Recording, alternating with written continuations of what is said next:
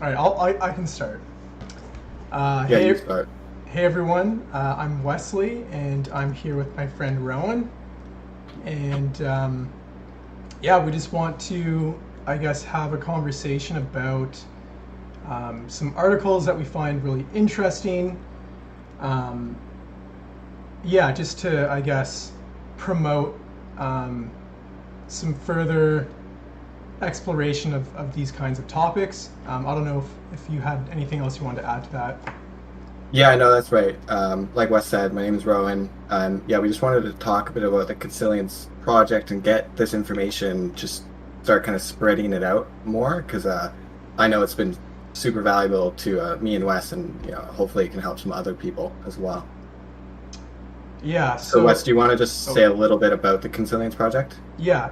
So the Consilience project is basically, um, in its most basic form, it's a group of people that write articles, but it's a bit more than that. Basically, um, what it is it's a group of really incredibly smart people, um, and they're just trying to start what they call a cultural enlightenment, I think. Mhm. Um, and so the point is just to write articles to help their target audience be better sense makers and like just to have a better, more accurate understanding of like what is actually going on in the world, and just to equip people with, um, yeah, like just Yeah, like you know healthy sense making tools, right? Like push out healthy sense making and just exactly. further that.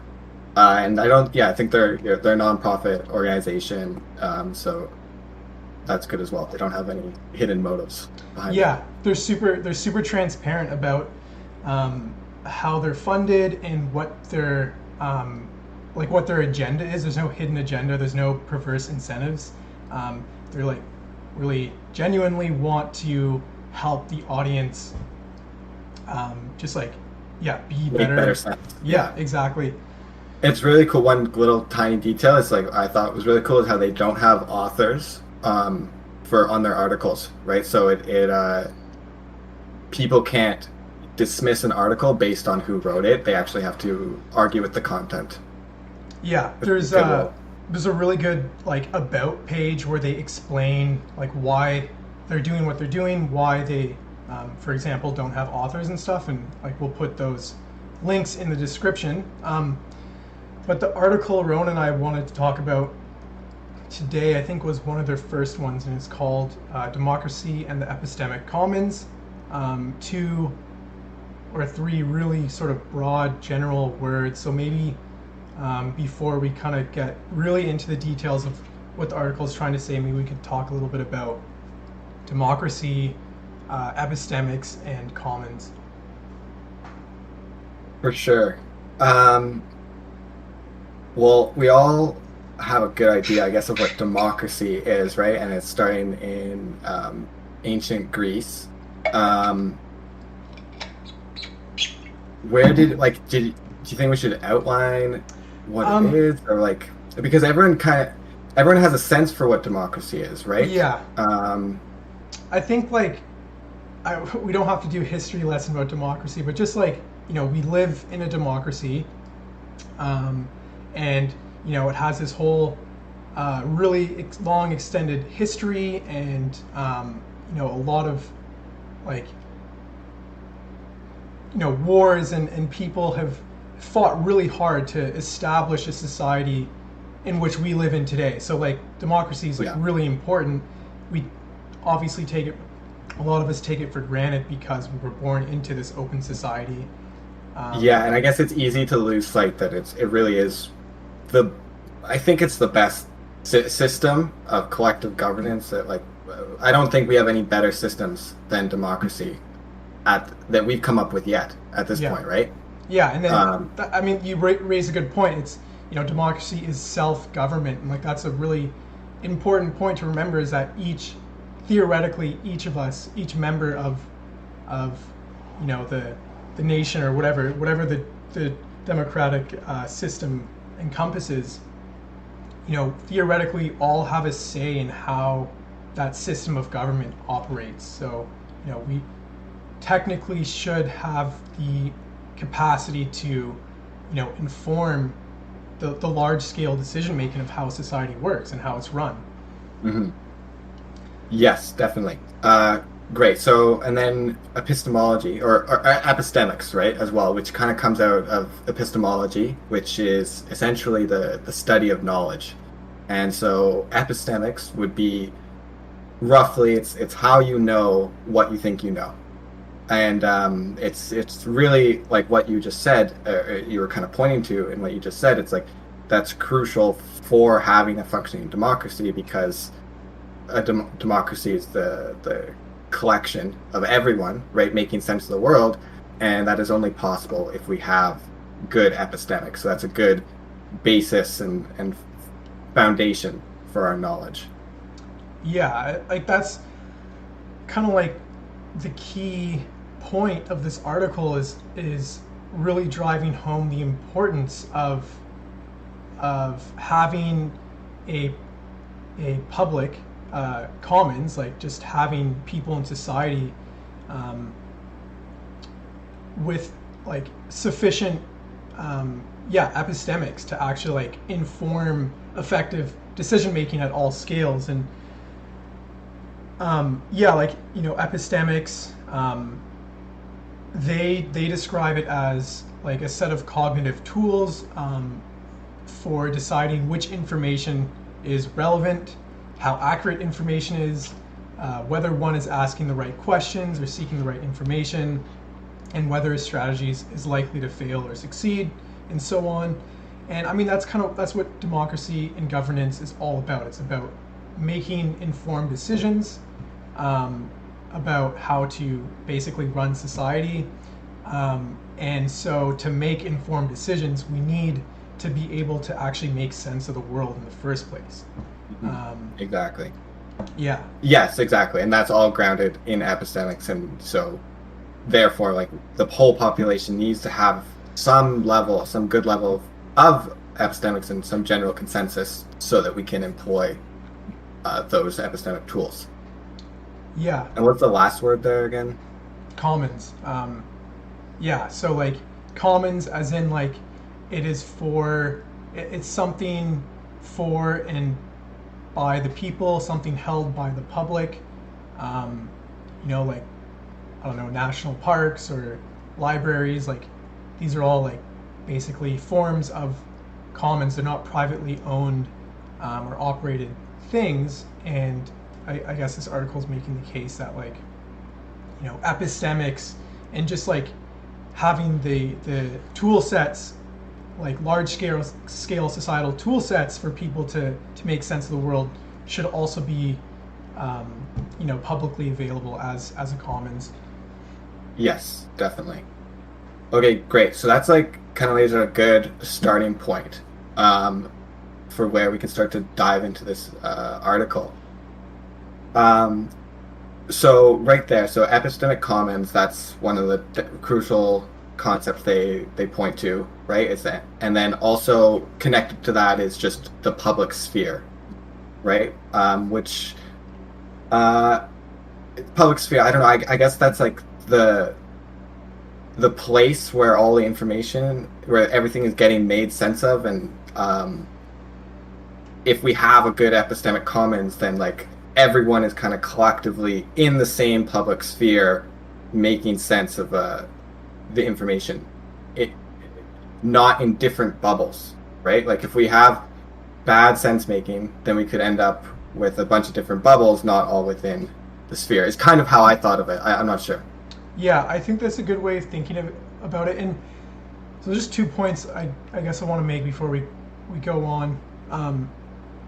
The first being that, like, at least in this article and just like some of the people behind the Consilience project, like the most important feature of a functioning democracy really is like having a healthy epistemic commons, because otherwise it's just can be easier for other forms of I guess like governance, right? Like are different like incentive or like different incentive mechanisms to, I guess, like take hold Yeah, and perpetuate, right? Like, yeah, having like a robust, good epistemic commons, yeah, that it makes it robust, right? It makes it strong against different, an authoritarian government or regime or some other type of system hmm, that we already know we don't really want. We'd rather yeah, keep democracy, exactly. and if we want to keep democracy, then it's crucial that we have this epistemic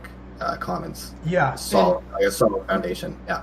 and then one thing that came out of the article for me is like, democracy is not like a default steady state of Mhm. society, right? Like it needs to Yeah, be maintained with like a ton of effort.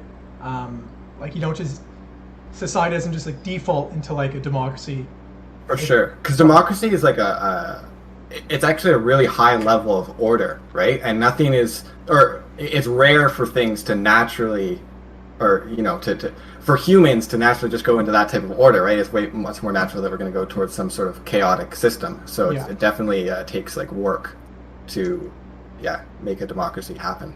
yeah. And then the other thing too, I think that's really important is um, like basically having like as a citizen of a democracy or a member of democracy, like we need to have like basically humility in our own capacity to make sense of the world and make decisions because in theory democracy is supposed to be a collective decision making procedure that is like greater than the sum of its parts, right? Like Mhm. I don't know everything there is to know about certain societal problems. I might have one perspective, and then I might be trying to help make informed decisions out of good faith. But no matter how genuine I'm trying to be, there's still so many other perspectives that I just am not aware of, and that's why it's just important to recognize that democracy is a collective thing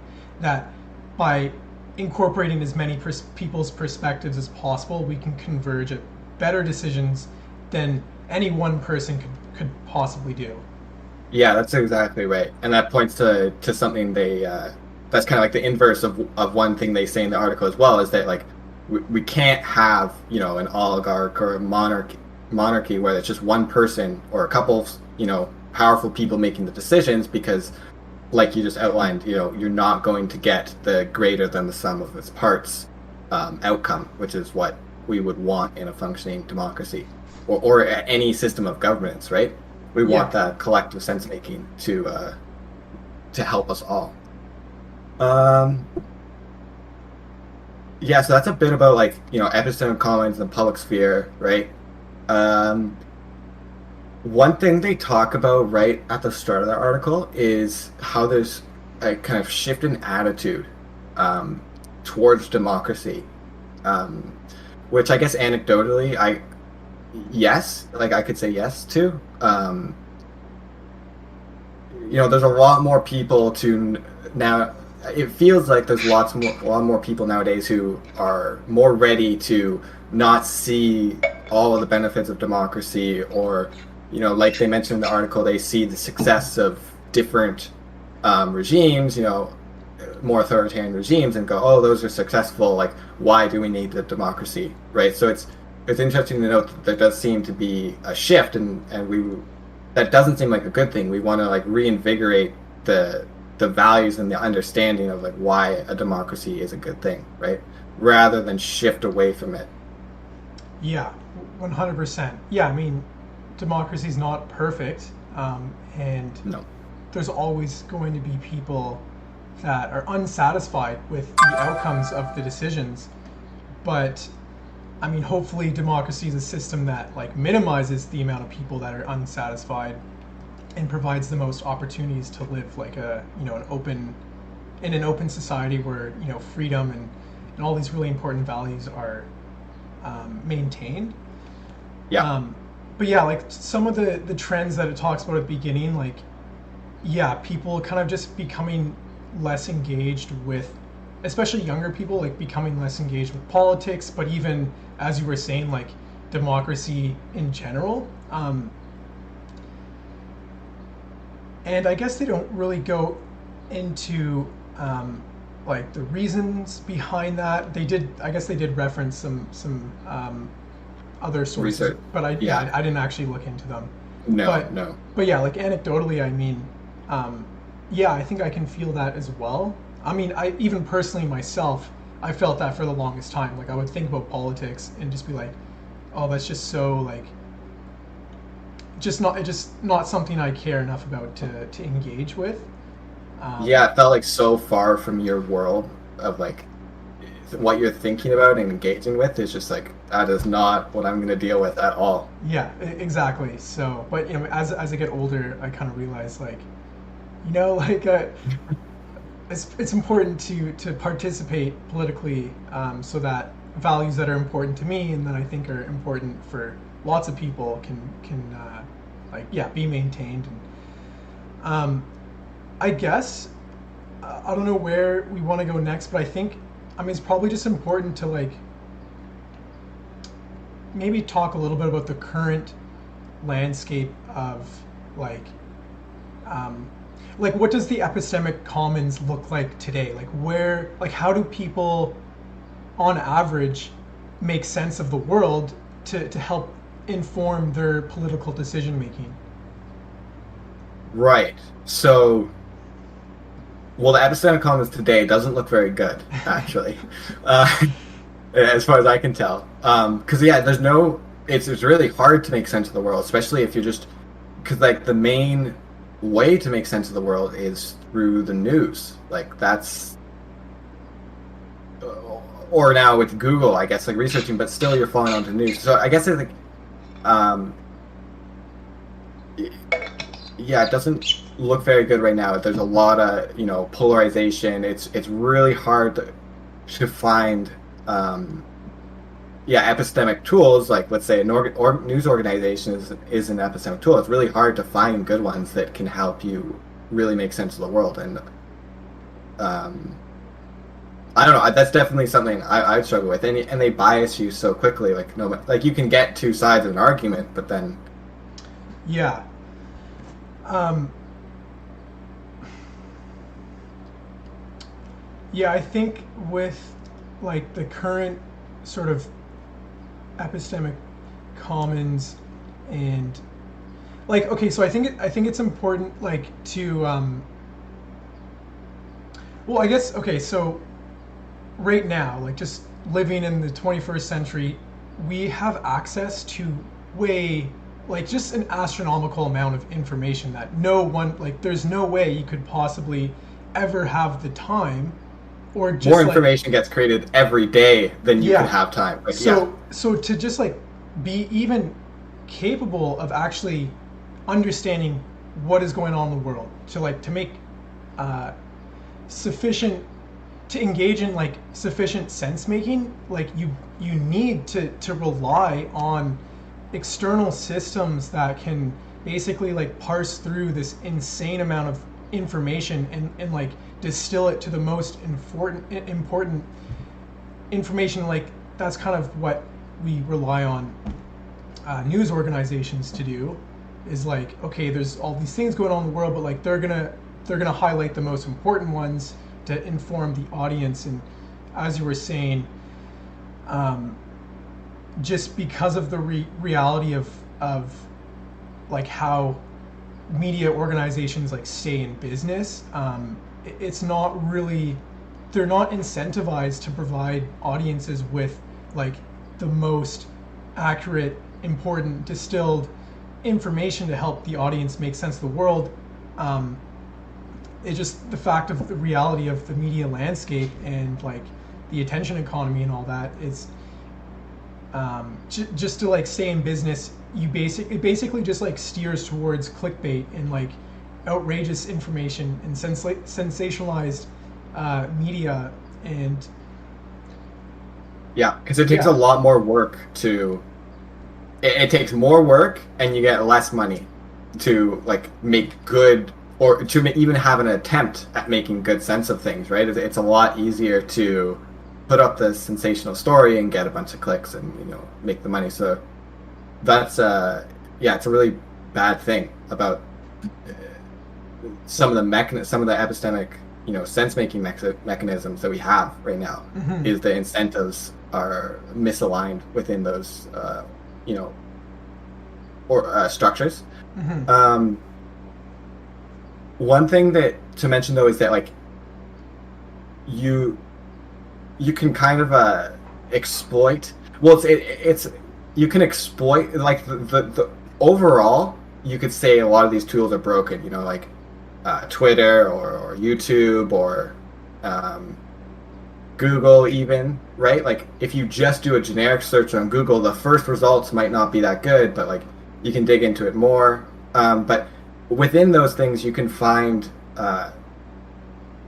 you can curate them to your, like if you're conscious of what you're doing on them, you can curate them to actually give you more of a benefit to sense making than they naturally would. And that's kind of how you and me ended up talking about this right here, right? Is because, through YouTube, through the algorithm and me listening to a bunch of podcasts, I discovered Daniel Schmachtenberger, who then he's related to the Consilience project. Like, but in order to get to that place, I kind of had to constantly, over a very long time, continually select for, conversations that were more concerned with, epistemics and truth and what is really happening, right? Rather than clickbait things or different videos that just aren't going to help me in promoting my understanding of the world, right? So it's like the tools are broken, but you can kind of hack them a little bit to make them work for you. Yeah, I mean, I think that's a good point, because it's not all just complete chaos and destruction, and like, no, YouTube is great. Like Google these are incredibly powerful tools for just like educating yourself, having access to information. And I guess it makes it really tricky, because there's all these benefits, but then you can also look at society and see all these negative consequences that like organizations like the Center for Human and Technology do really well. Like they do a really good job of just like explaining and outlining the problems of these business models. But in regards to like I guess we could call that cluster of like, content creators or media organizations that you're talking about, like I would consider that the sense making web, and it's like a cluster. And then once you've kind of been exposed to it and you like it, and then you're watching more content and the algorithms, whatever, they see that kind of content engages you, then of course it's going to show you more, and then it can help you discover people that you may not have otherwise discovered, like for example Daniel Schmachtenberger and the Consilience project. And I'm like super grateful that I've discovered these people. But there's still a problem, because if you think of recommendation algorithms as like being something that should be part of the Epistemic Commons, well, it's not, because it's a proprietary algorithm. We have no idea of how it works. We can like kind of experiment with it and like see how it works, and we can look at it from the outside. But if we wanted to take all the positives and try and get rid of as many of the negatives as possible from like recommendation algorithms and just like the attention economy at large, it's like these need to be open systems that are transparent and can be manipulated, like with people's awareness and understanding, like why is it showing specific content in specific ways. But yeah, I mean, I think that's a whole other rabbit hole to get down. I think if people are interested, like what I would recommend watching the Social Dilemma documentary. Definitely, yeah, it's a really good primer to like get you thinking and give you a good kind of understanding about some of the questions and considerations to take. Think when you're thinking about social media and the algorithms and attention economy. Yeah, it's definitely a good one. Yeah. Yeah, and it's funny. Like we're gonna be posting this video on YouTube, right? So it's not like we hate YouTube. We Definitely recognize. not. Yeah, exactly. No, but yeah, definitely like the negatives kind of outweigh the positives, and the positives are they're not the majority. Like the majority of people aren't falling into this sense making web, as you kind of coined, right? Like they're just not. The majority of people are the algorithms are not recommending them that content. Not Yeah. which it's even though millions and millions of people are getting that content, it's just not the majority. Yeah. Which is kind of it's kind of interesting point that I kind of picked out from an article where it's like I'm not sure if they said this explicitly, but basically like a lot of the organizations and things that we like before there was the internet, newspapers were the sense making mechanism, and they were fairly good, right? And so a lot of these institutions, which really did provide us and help make the epistemic commons better, right, have now kind of transformed and shifted, and they're actually starting to kind of degrade the epistemic commons, right? Even though those are the very tools that were put in place to or helped facilitate making it better, right? And now they're facilitating making it worse. Yeah. Yeah, and so that's kind of one of the messages that this article and just the Consilience project at large is trying to get across is like our media institutions, which really are just our epistemic tools that are available to the public, our sense making, our public sense making tools, are broken and they're deeply flawed, and we need to, like, if we care about maintaining a healthy functioning democracy and maintaining an open society, we need to either basically like fix the problem with current media institutions, or okay. So we had a little recording issue there for a second. Yeah. But we're back.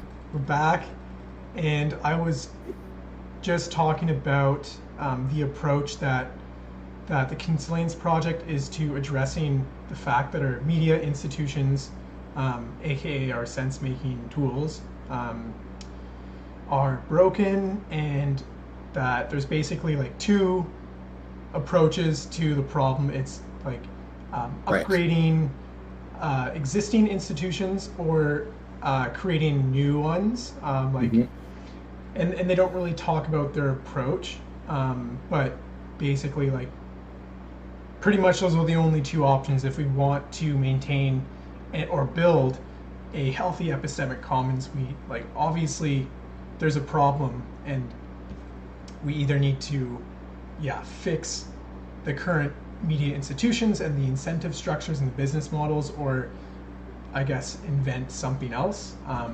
incentivize new ones, because you can't, right? Like it does come down to incentives. But like those really are the only two options. And they don't go into depth on that, although maybe they will in later articles. But also, like, I feel like that gets very complex very quickly. Into going into the actual how something is going to happen, right? That they do make it clear that it's like it no matter what, it will require a cultural enlightenment of some kind, right? Like we need to sort of reach like a cultural tipping point where enough people are aware of the problem with our current sense-making landscape, and like I guess reach that critical threshold where there's enough people demanding something newer or better, or to fix the existing problems, so that we can actually like use our current democratic institutions to like work on that. We need enough people to be on. Exactly. I really like that. We need enough people, and they emphasize that, right, to understand the problem, because like before we even get into like the how-to of a solution, like we need, like you said, enough people to actually see the problem. And that's kind of like, I think of our conversations about this stuff, like we're part of that cultural transition, cultural enlightenment. We're taking these articles, we're trying to translate them into like maybe some more accessible language, and just like, yeah, starting to get people more aware of the problems, and also just excited about the solutions. Like, I don't think you should only be pessimistic.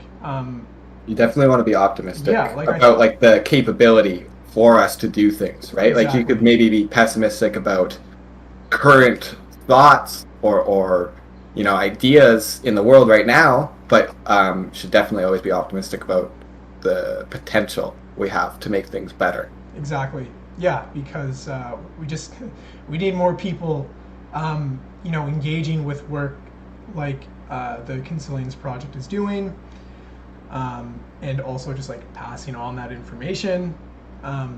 There was one quote in the article that I thought was like really powerful, so I'm just going to read it if that's cool. Mm-hmm. So, vibrant, functional, democratic society, when it has emerged in history, has in every case required a culture that believes reason, virtue, and truth, rather than simply dogma, whim, or brute force, are the basis of legitimate governance. It has also required an electorate of citizens who believe that the democratic process is more than the sum of its parts. So I just think it was just nice. What I liked about this quote is that it kind of, gives that a little bit of a glimpse of the historical context. Like, like democratic societies have emerged and formed throughout history, and I mean, I'm not super knowledgeable about them, but of course they rise and fall and they fail for specific particular reasons, and they're just making the case that in every case where it's been thriving and functional, like the key sort values, of cultural aspirations, is like, reason, virtue, and truth are like important goals to work towards. I don't know. Yeah, it's an important point, especially when you think you can see stuff today where reason gets demonized today, right? Or right, exactly, or questioning things, searching for the truth can be, So yeah, that's a very good point. That those are the type of values that we want to have, that we want to keep instilling, or like reinvigorating into society to keep the democracy that we have functioning and make it function better. Like, it's important to not be like pessimistic and like to like you need to balance like the sort of epistemic humility, recognize that democracy is more than the sum of its parts, but also that we all have a role to play. Like, it's important that we all try to inform ourselves and bring a more holistic perspective to the collective decision-making process, but still recognize that no matter how smart we are, how much time we spend doing research, like, no matter what, our perspective is flawed. This is really good because this kind of ties together a couple different things in the article where they said like democracy can't, it can't be an oligarch, it can't be a monarch, it can't be one person making decisions. So then that implies, like you just said, that people, well, and as we talked about, democracy is the collective function of everyone making decision, which results in something that is more than the sum of its parts. But you don't get that unless each individual takes responsibility for being a part of this collective process, and then going ahead and trying to further educate themselves, increase their capacity to contribute to the democratic process. And that's one of the things they really emphasize, right? Is it's the responsibility of the individual to increase their knowledge about these things, right? But then with that, we would want, the institutions that we have in society to help facilitate that individual responsibility, right? Yeah. But that's one of the things that that's one of the main points they talk about is the responsibility of everyone to help make things better, to learn, right? Yeah, totally. Yeah. Um, I mean, I think that's a pretty good place to end. Pretty much. One last thing, which is I just want to say something quickly about free speech, Okay, which they yeah. don't explicitly say free speech, I don't think, but it's I think they talk about it in the context of like that's one of the great things that American democracy has brought. I can't remember if they say that, but it's like one of the great triumphs of democracy is free speech, and free speech is paramount to like cultivating a healthy epistemic commons and a healthy public sphere, which is what we want to keep democracy going and make it better. Um, so yeah, it's just free speech is extremely important, and we want to, and I think they do say this in the article, it's where we want to engage with different perspectives. We don't want to silence them, as you might see today with cancel culture or certain aspects of culture which don't value free speech maybe as highly as they should, and yeah, I just think free speech is really important to create this epistemic commons that we want. Yeah, no, that's a really good point. I'm glad you brought it up, and definitely not in the scope of this conversation, but something maybe for us to explore in the future is like also distinguishing between freedom of speech versus freedom of amplification, because we kind of like see the two as the same thing. Like, oh, like my content on Twitter or whatever social media platform, it's not necessarily about completely blocking that person from like being able to share their opinions, but like what are the underlying systems that amplify certain kind of content, right? So like someone can say some really obscene thing within the confines of free speech, but do we want to like amplify it to hundreds of millions of people when like, right? So there's a question about what speech is being amplified and which speech is being censored, and obviously there's a lot of nuances there. And there's definitely, and yeah, like you said, I think that's a whole nother conversation, and that brings us back to what we were talking about a little bit at the start with the algorithms. Exactly. Right. Yeah. Yeah, we should definitely think about that more. For sure. So I mean, at least where I think I'd like to maybe end the conversation is like just bringing it back to what could a healthier epistemic commons look like, and I think both of us have had a glimpse of what a better landscape of media that helps the audience, the consumer, actually better make sense of the world, and that's podcasts and the whole podcasting landscape. Because just that sort of format of being able to like engage with someone's thoughts in a natural conversational format, and there's just like the incentive structure is different. Like it's not. The words that come to mind is like genuine and authentic. Yeah. Right. Most of just generally, right? Exactly. That's kind of what it embodies, right? Exactly. Yeah. So I think just the whole podcasting landscape, from my perspective, in like this sense-making web, this growing sense-making web, I think podcast type of content probably has a role to play in like being able to scale an epistemic commons to like the size of our societies today. Definitely. Yeah. And also like just imagining that in a future world where conversations like this don't have to get uploaded to YouTube, but actually get uploaded to some public platform that is like explicitly recognized as like the epistemic commons, and it's totally transparent in how the recommendation algorithms work, and like decentralized maybe, right? Decentralized, and we can tune it to democratically tune the platform to amplify certain content that ideally helps democracy, not Yeah, ruins it. increases sense making. Yeah. So Maybe create positive feedback loops, right? yeah. So I mean, that's That's just really cool. Yeah. I thought it was just important to like give a glimpse of what could something better, like what would it look like to have something beyond YouTube. Um, yeah, because I think it's really important. Yeah, it's good to ground it back in the positive because you can always say a lot about what's wrong.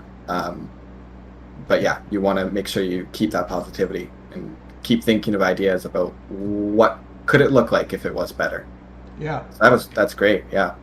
Um, I mean, yeah, that's pretty good place to stop. I guess just encourage people to go and check out the Consilience project, and they have lots of other really great articles that I'm sure we'll talk about more. But yeah, totally. yeah, Yeah, check out the Consilience project.